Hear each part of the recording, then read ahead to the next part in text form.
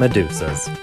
So in Greek mythology, they were like gorgons or some shit, but in Lufenia, they're just floating heads, which is something that's kind of a throwback, really, for Baldur's Gate with the one-eyed ball thing. Oh, also, if you use Rude's effect right off of the bat, he automatically drops your HP to 80% and then raises it over heals, so you automatically get the bonus effect of Diabolos. It's not Diablos, fucking idiots. Look at the spelling. Fight me on it if you want to. Totally chill. I'm right, you're wrong. So, for this Lufenia, it's actually one of my favorites. I use the team of Onion Knight, Ultimecia, and Kefka. The reason why I chose Kefka and Ultimecia is because I have this really sick, warped fantasy that these two are in a really abusive relationship, kind of like my mom and dad. And we have Onion Knight, who I have decided is in a really just horrible situation of having a one-night stand, waking up, and the one-night stand's makeup is gone, her hair, her extensions, everything is just a hot fucking mess, and he's got to get out of this situation. So that's why he brought Ultimecia and Kefka for relationship advice. Now right off the bat for this, I decided to go ahead, have Ultimecia do a burst. Why? Because I need distance. We all need distance, you know what I mean? Like, you meet a sexy lady and then she turns out to be a Gorgon. But she's not a Gorgon, because this is Dissidia. I love this animation because she just stops everything. And then she randomly just starts playing darts. Like, those are darts. And she didn't even get a bullseye on any of them. All of them hit the ground. And that damage is crap. But the best part about this Lufenia is that with Onion Knight, as long as you have his Blizzard enchant up, both Ultimecia and Kefka will raise the orb when it eventually fucking comes up. These two have so much HP right off the bat, right? And I think it's like 50% when the orb comes up, but I don't actually know because I am a troll player, and a lot of these Lufenias, I just gonna go in blind. Like, I make up a team composition solely based off of, you know, whatever is going on in my tiny brain at the moment. And then I just decide, you know what? I'm going to form a team. I'm going to form a party. It's going to be a beautiful, beautiful journey. So, thus far, we have Ultimecia. And she is going to be the actual main DPS. And the reason for that is because she's an independent woman. And Kefka, who I've decided is her love interest, he's just a clown. Literally a clown. So, that's enough to troll on itself. As you can tell, I have to go through and click all of these buttons because I don't actually even know what my team does. Let's be honest, I'm a really shite player. But I do like the fact that Kefka straight up goes into some martial art pose, triple backflip, and then randomly gets wings, which is something that I've noticed is a really trending topic for Final Fantasy.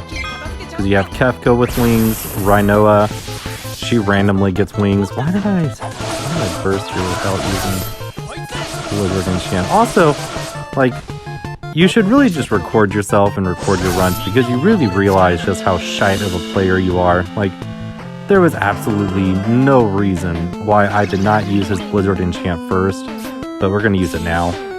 So, that was just a waste because it would have been, you know what, I'm not even going to talk about it anymore.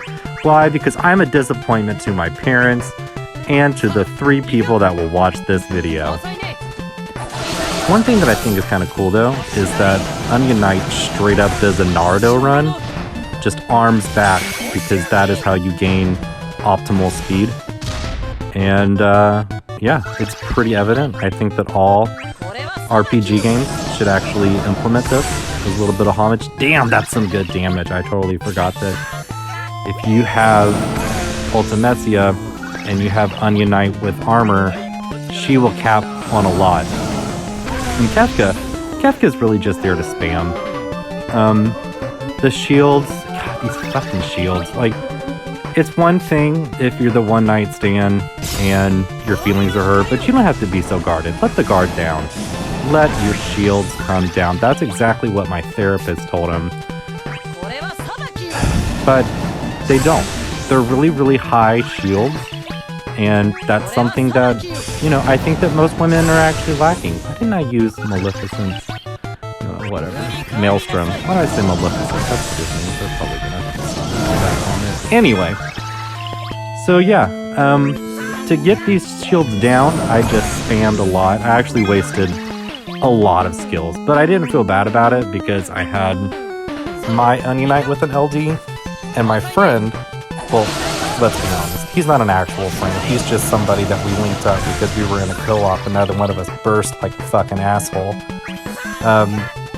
Yeah, I'm just gonna spam his LD, and then I'm gonna spam Ultimecia's Hell Judgment Plus, and then I'm gonna spam Kefka's Trine Plus.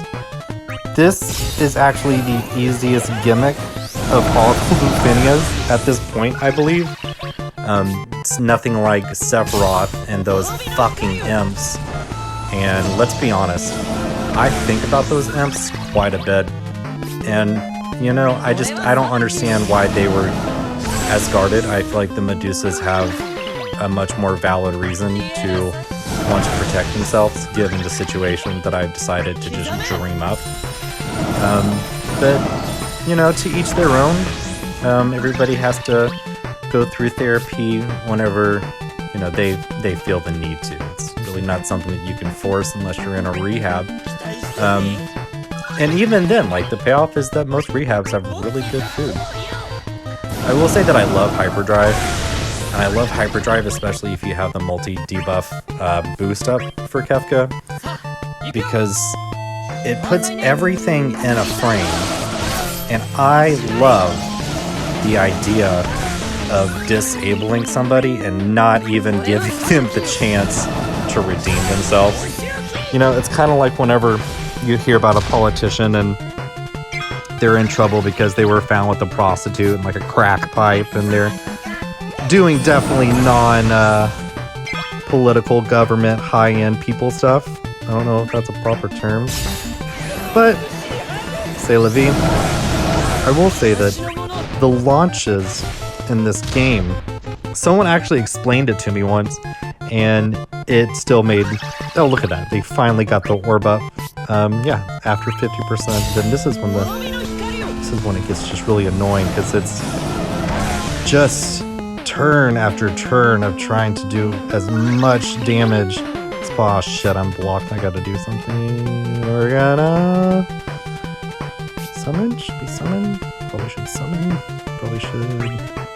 You know what? Nope. We're going to make them weak against magic, and we're going to keep our Blizzard effect party wide and spam a little bit with Diablos. Diabolos. Fuck me. Fuck that up. Anyway, so we're just going to keep spamming because, you know, as a good troll, one does what one does. I really love that Hell's Judgment does total damage to both of them, because at the end of this, once you've separated one Medusa from the other, her little friend gets really pissed off because she's left alone, and that's something that we all have to cope with in our own time, and that is something that is more challenging for some than others. But she doesn't have to go as big of a rage as she goes into. I'm assuming that they're she's also, which is probably not very gender respectful. I don't think it could be he's, or maybe they're just it's, but you know, their name is Medusa, and that's very much Greek mythology. So that's what I'm gonna roll with. She's not happy. Her friend leaves. Hell's Judgment. Boom! I really, you know, I thought really hard about buying Onion Knight's armor just so that I can continue to cap with Ultimama's Hell's Judgment, but I didn't. I ended up just spamming as hard as I could with the friend unit, and then literally clenched my asshole the entire time that I was going through this fight. And it really paid off in the end, I believe, because that's something that is really necessary. Now watch this, because this is cool, right? Boom, boom, boom, boom, boom, boom. Boom. 85. That's pretty dope. And the orb count went up. They still can't attack. Literally just rejecting them. And that's something that I think should be discussed in the description of these bosses, right? It's like, you can reject them. You don't need that negativity in your life. Who her? Who's she? What's even going on here? You know? You don't want that negativity in your life. Not to mention, they give the hardest side eye of anybody imaginable. So here we go. We're gonna. Yeah, a lot of adjustment. I don't know what stats are even up. Yep, did they go up? I don't find out. Anyway, so here's some more shields, because once you've damaged somebody and you've damaged them for so long and so hard, eventually they just have to protect their emotional needs, and that's something that we're experiencing now. So we're just gonna break down those walls, because to get them out of our lives, we just gotta beat the shit out of them. And that's something that is rewarding in a video game, right? But unfortunately, can't do that in real life, because we have a legal system, and putting your hands on somebody is illegal to an extent. It depends, kind of. Because if you're in a situation where it's self-defense, we're not even going to get into all that. Oh, back to my earlier statement. I don't understand how these launches just randomly happen. Someone explained it to me, and they started spitting out a lot of numbers, and I had to cut them off, and I was like, look, dude, I went to a public school. I don't know what you're talking about. But I'm just going to say that it's video game witchcraft, and it's not for me to know, right? It's like, it's a nice gift when it happens, but I'm not going to get a PhD in understanding the mechanics of Dissidia. But I do think that would actually be a degree that some people would go after, just based off of some of the other groups that I'm in. This is somewhat of a way of life, and kudos to you, because I just know that these are people that get pissed off a lot in a lot of groups, especially when certain subject matters come up. But again, c'est la vie. One thing that I do think is interesting also is that once you get this far into the fight, their auras go up and their defenses go up, and that's even with their shields. So these girls are really just fighting to stay present, they're putting up the good fight. They're not letting up. I also think the frame buffs is pretty neat at this point too, because you have to find ways around it. And I know that there is content in JP right now where like certain people stating that after 12 turns of specific enemies, they will jump randomly in front of your party, making it kind of hard. And I hear that. I think that that's pretty valid, but I also think it's kind of fucking whiny, right? Like, there are so many people that play this game and they cheese it as it would be, and they forget the fact that, for all purposes, really, it is a video game.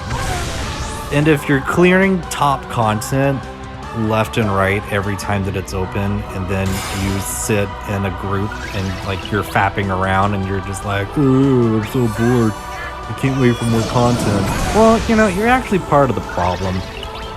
I feel like it actually adds to the game. Why can't I get a fucking apocalypse here?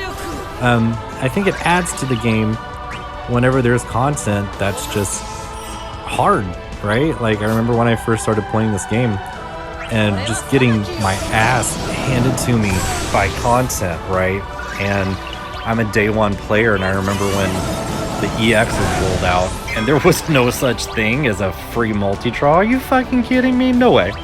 They made you suffer. I never remember what debuffs are up, honestly. And then, yeah, I wish that there was something a little bit better. Like maybe they have their own smaller icon. But I'm not a dev. Nobody wants me to be a dev either. Because I would make this game even harder than the people complaining that it's too hard. Because those are people that rely on gimmicks, right?